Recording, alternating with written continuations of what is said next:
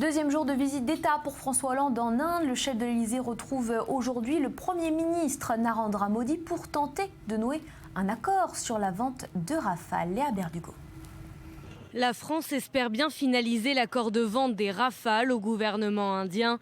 Mais à entendre le chef de l'État français, il va falloir être patient.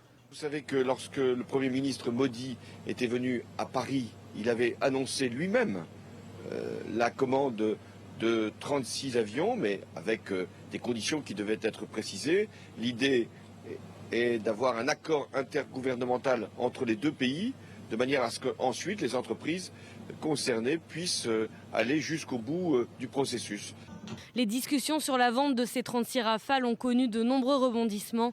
En 2012, l'Inde débute des négociations avec Dassault Aviation pour une commande plus importante qui n'aboutissent pas. Aujourd'hui, d'autres points de blocage. En premier lieu, le prix. Ce contrat est estimé à plus de 5 milliards d'euros. Autre problème, la volonté de l'Inde de voir Dassault investir une part importante du contrat sur le sol indien.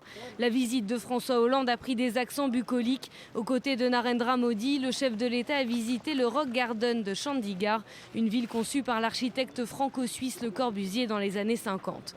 Le président français est accompagné d'une délégation de chefs d'entreprise. Plusieurs accords ont été signés, notamment dans le domaine du développement durable ou celui des énergies renouvelables.